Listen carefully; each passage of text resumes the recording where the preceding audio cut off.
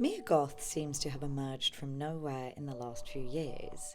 X, Pearl, Suspiria, Frankenstein. With these titles under her belt, she's one of a chosen few, being hailed as a modern scream queen. But, of course, queens don't get crowned out of nowhere. So let's take a look at how she got here, and why she stands out among the rest.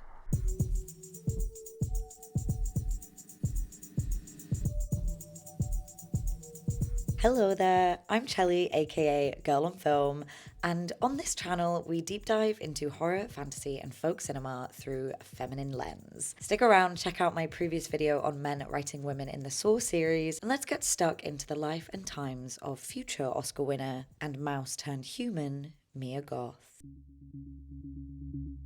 To speedrun Mia Goth's private life, let's get a few facts straight. She was born Mia Gypsy Mello da Silva Goth to an English mother and Canadian father. Though her mother's mother, Maria Gladys, was and still is a successful Brazilian actress, there is no particular indication that Mia Goth rose to success due to industry nepotism. Her father was a truck driver and her mother a waitress, and she was raised between the UK, Canada, and Brazil before she and her mother, now single, moved to South London, where she attended a state comprehensive grammar school. At 16, she was scouted by fashion photographer Gemma Booth at Underage Festival in London, the worst name for a festival ever, and was subsequently signed to Storm Model Management. No doubt due to her distinctive looks, she quickly began booking gigs with big designers and publications. Vogue, British Vogue, Dazed, another glamour Miu Miu Prada, our girly Mia was getting high fashion recognition from the greats. Around the same age, she also began auditioning for acting roles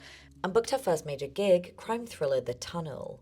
Before we get into the reason we're all here, her horror career, we'll jump ahead to a few bullet points on her personal life as an adult. Goth began dating actor Shia LaBeouf 7 years her senior, at some point between 16 years old and 20, the age at which they married. The couple then divorced only 2 years later, but seemingly reconciled at some point, and Goth became pregnant in early 2022 and gave birth to their daughter later that year. While it's only speculation, many people have questioned the nature of her relationship with LaBeouf, given that she was in her teens and he his 20s when their relationship began, and also that he has been accused of fairly extreme domestic abuse incidents by his former partner, FKA Twigs. And finally, on her personal life, in January 2024, Goth was accused by Maxine extra James Hunter of verbally assaulting and kicking him in the head on set. Hunter then filed a $500,000 lawsuit against Goth director Ty West and A24. While legal determination of Goth's innocence is yet to take place,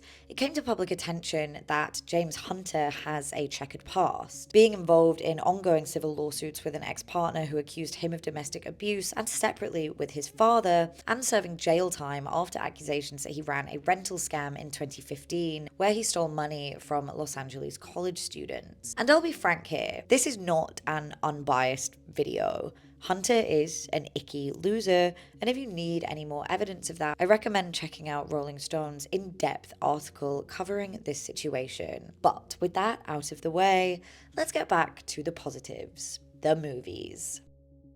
Before we do that, I wanted to give a quick plug for my Patreon. As I explained in my last video, I unfortunately lost my job just before Christmas, so I'm taking it as a sign from above to put all of my energy into YouTube for a few months to see if it is sustainable. Financial support on the Patreon gives me the ability to keep creating, as my video production schedule is equivalent to a 40-hour week. No pressure, of course, but every patron helps keep the channel running, and there are also extra bits and bobs there like group chats, behind the scenes videos, and chatty vlogs to make it worth your while. I have to confess that I have been personally invested in Mia Goth ever since seeing her in British TV crime thriller The Tunnel when she was around 18. Only shortly after came a far more notable performance in Lars von Trier's Nymphomaniac. It was a pretty shocking role for early in the career of an 18-year-old actress that involves multiple sexual acts with adult actors such as Charlotte Gainsbourg and LaBeouf. and it set a precedent for Goth's career that she was both a fearless performer and inclined towards daring roles. She popped up in a few other small film roles, but 2017 and 2018 are the years where she really made a splash in the industry. Goth had significant roles in 4 horror-adjacent projects from recognized visionary directors in a row. Gore Verbinski's A Cure for Wellness, Sergio G. Sanchez's Marrowbone, Luca Guadagnino's Suspiria, which you might know if you're a channel regular is one of my favourite films, and Claire Denis' High Life alongside Robert Pattinson. While not a widely loved film, A Cure for Wellness has always had a special place in my heart as a twisted fairy tale, and Goth's role in this is crucial to its success. In playing Hannah, infantilized daughter of the wellness institution's head doctor, she brings an innocence and childlike defiance. Sanchez's Marrowbone flew pretty under the radar also, and I can't deny that I wasn't wowed by it myself, despite its haunted house mystery and incredible teen cast that was screaming my name on paper. It may come down to it being an English feature by a Spanish director,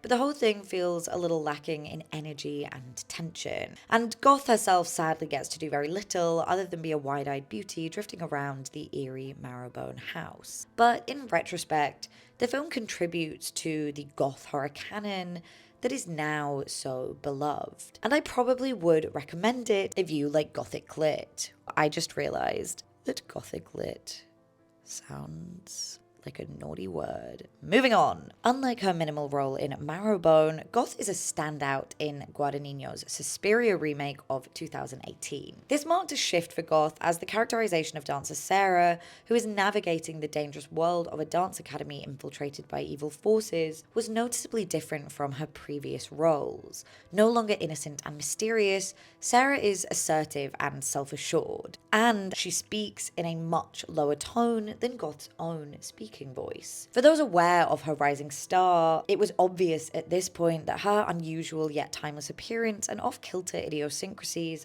were perfect for horror. In 2020, she had a supporting role in another mainstream hit with Autumn de Wilde's Emma adaptation, alongside her real-life best friend and fellow Scream Queen Anya Taylor-Joy. Video incoming. But Goth was still yet to take on a major role, horror or otherwise. Enter stage left, Ty West. In 2022, campy slasher X was released, with Goth in the role of Maxine Minx. The film follows Maxine, an adult actress, as she and a group of young and hungry pornographers travel to a farm in the deep south to film their next dirty movie. But as I'm sure you know if you're on this channel, their fun is cut short by elderly hosts Howard and Pearl. Unbeknownst to the public on the film's initial release, Goth had donned full-body prosthetics to play the 80-year-old Pearl. This dual role truly flexed her acting abilities, making it impossible to simply characterize her as a pretty face cast for her looks alone. Mia Goth ate this shit up, proving she could carry a lead role. And only months later, Pearl, the second installment of the X trilogy, arrived, giving us what is now known as the actress's most iconic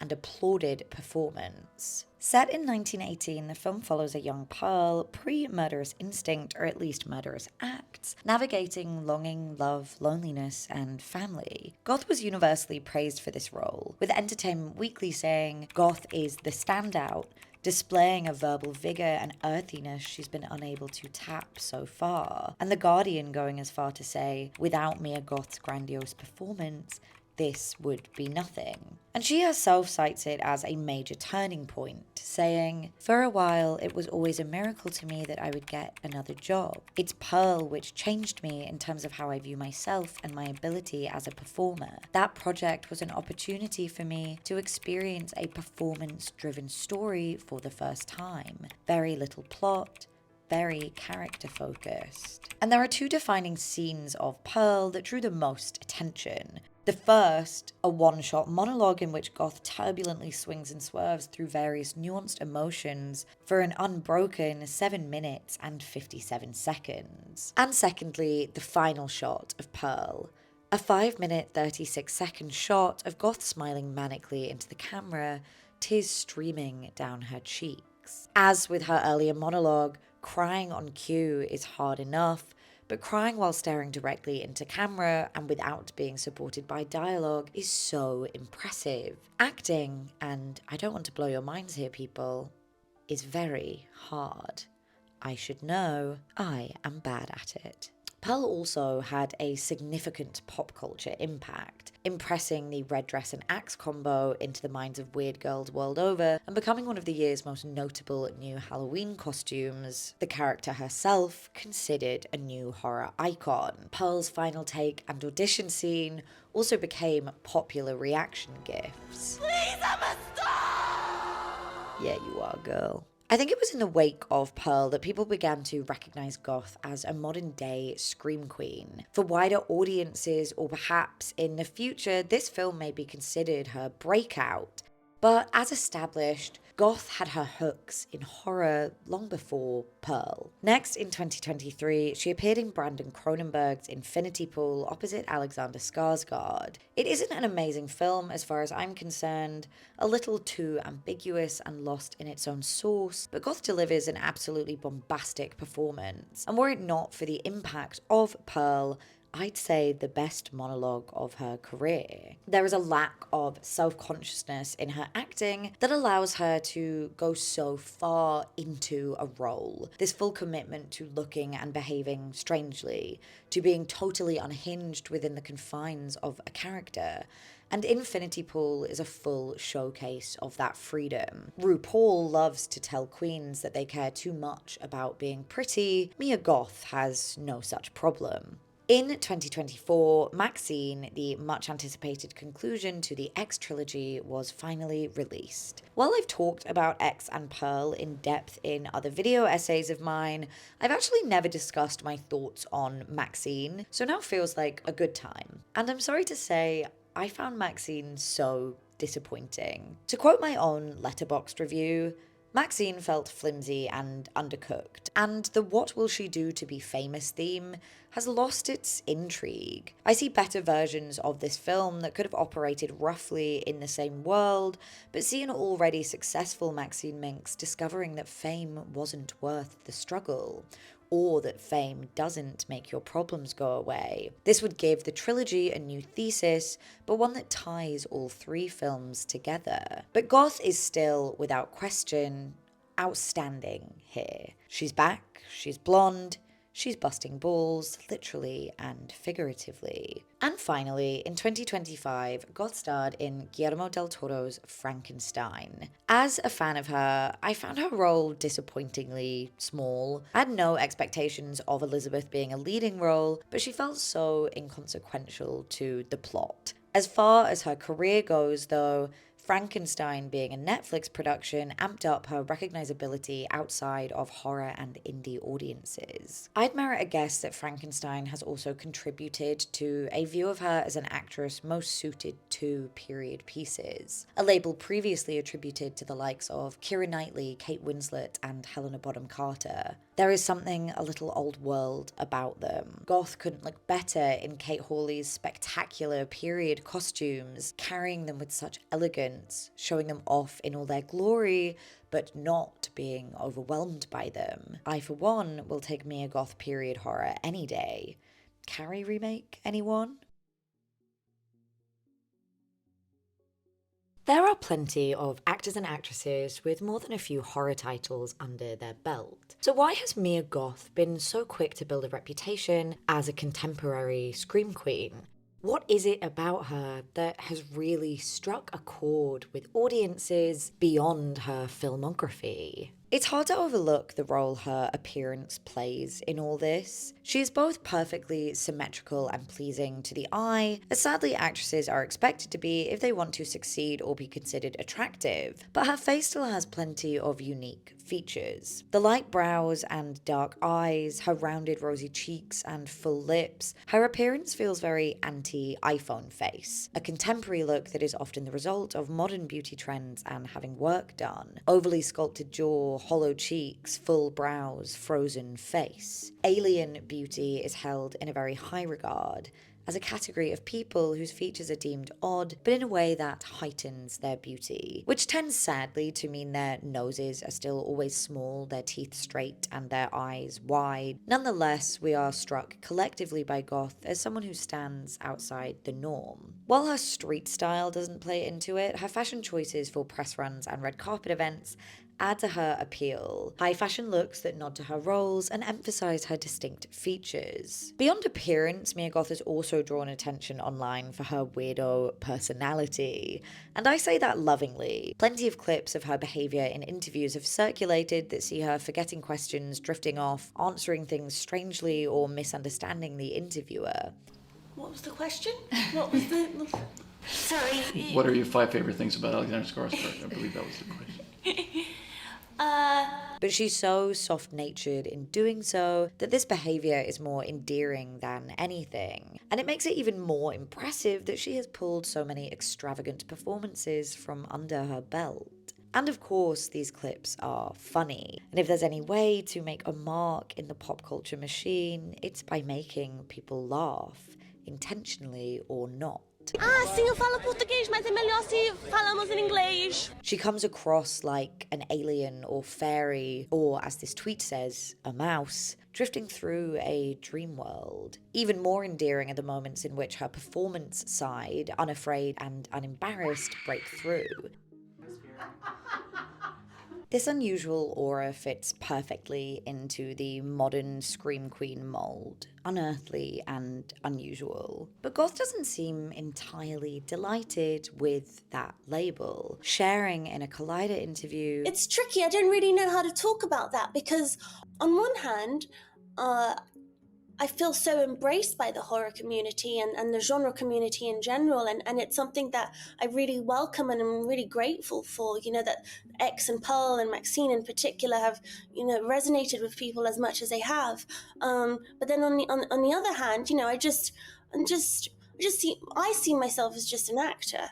And I happen to come across these roles that just so happen to exist in this genre. in an interview with Vanity Fair, Goth described her characters as a reflection of herself, explaining, "All of my characters are me, turned up or turned down," though she goes on to emphasize that she doesn't think of them as horror roles, saying of Pearl, "I don't think it's a horror movie at all.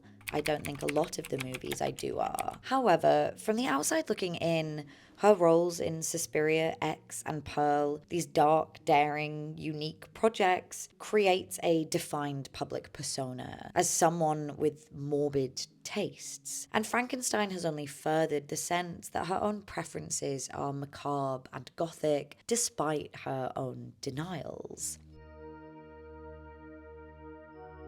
And what is next for Mia Goth? 2026 onwards, it's confirmed that Goth will appear in Nolan's Odyssey, Marvel's Blade remake, and the next Star Wars installment.